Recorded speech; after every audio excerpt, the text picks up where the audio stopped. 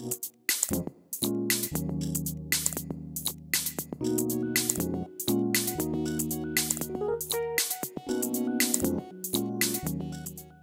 the course of the summer, that process, through a selection process, that was narrowed down to 17, and then eventually to only 9 of us.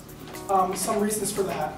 A majority of the original volunteers dropped out when they found out that, that if they were to attend Little Rock in this fall, that they would not be allowed to do any extracurriculars, which one was very discouraging because many of them like to do their extracurriculars. All of us actually play on interracial sports teams. But also because in coming to Little Rock, it's in an effort to advance our education and to actually get into good schools. And having those extracurriculars are actually what earn people scholarships. So that seems a little bit counterproductive. Of course, as it got nearer, many people dropped out because of the fear factor. Eventually, the 9 of us were selected on the following qualities. All of us were very smart. Our grades have been good in school. Pretty much all of us come from very good backgrounds where our parents emphasize the importance of education and helping us in learning. It's something that we're all very passionate about. Also, we were selected on the basis that we recognize that this is not just about us, but this is a key element of the civil rights movement and enacting social change. As I had stated earlier, one of my reasons for coming here was recognizing that was because of the Brown versus Board Education Act, which had really inspired me. So recognizing that this is our civil right and that we are furthering our own citizenship. Also, we were selected on the basis of personality. Obviously, we knew that this was going to be a very difficult issue for us to face, that we were going to be harassed. We weren't quite sure to what degree. All of us had to undergo some kind of training by the NAACP about how to react when mobs would approach us. Non-violence training. Right. How not to react, yeah. rather. And that's just a general summary of who we are and our goal. Okay. My name is Elizabeth Eckford, and I wanted to summarize our team's opinion of the Supreme Court's decision. This decision has been in place for a while. Oliver Brown took this case to the court, and it went through a process to get to the Supreme Court in 1952, which was the first decision. And then it went through another process to get to this Brown 2, the second decision, in 1953, and it was re-argued and decided in May of 55.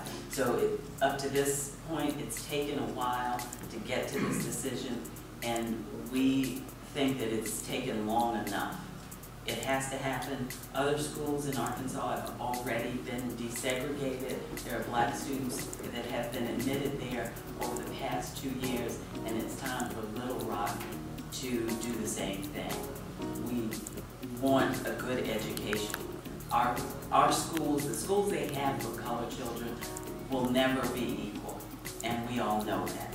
So what we need to do is in order to do something about that, is to desegregate schools and allow us to follow our dreams and reach our goals by going to other schools. We know how important it is to go to a school that has the type of prestige that when you hear the name, you know we all have aspirations to go to college, and we feel that we will get a better education if we desegregate the schools. Our facilities are not equal and never will be equal. Our schools are not taken care of as well as the schools for white students. We get leftovers. Basically, we get leftover books. We get books that are outdated. Our teachers are doing an excellent job with what they have, and we are excellent students, and we are very knowledgeable, but we want to go that extra step. We all expect to go to college. To get into a good college, you have to come from a good high school.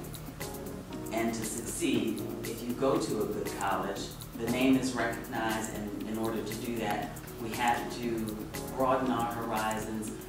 The white schools have better facilities, better laboratories, and things that we just would not be able to get at our schools. And since it will never be, it's been separate for a long time, it will never be equal. So in order for things to be equal, we need to attend the same schools as white students. And we recommend that that happen now in Little Rock. To keep procrastinating about this is only going to delay it. It's inevitable, so why not do it now? And going off of the separate but equal, we have read a couple of articles talking about even if, let's say, given the situation that all schools were equal, got equal funding, had equal facilities with resources, it's still, the separate part will still not function well in this society. It's best to integrate students, young people, because we're going to go out in the world and we'll basically have culture shock if we're kept separate from each other. This is the United States. It's a country of different cultures, different people, different ideas, and if we're able to integrate that within the schools for us to mix together, then that will better a country for a better future, for our future children of the United States. Just to go off of that, about what Melba just said, it does explicitly say in Brown versus Ford, and I think this is a key point, that the purpose of an integrated school system or a functioning school system is, of course, to offer children professional training for the real world. But as she was just saying right there, it's also to awaken children to cultural values. So in a broader sense, the integration of the school system is about creating a better and healthier society overall. And so just in sum, we do recommend that we continue and abide by the decision passed by Brown versus the Board of Education, and that Little Rock be integrated and that this measure not be opposed for one reason, simply on the basis that it's the law, and that if the law is passed, from a citizen's perspective, we expect for it to go through.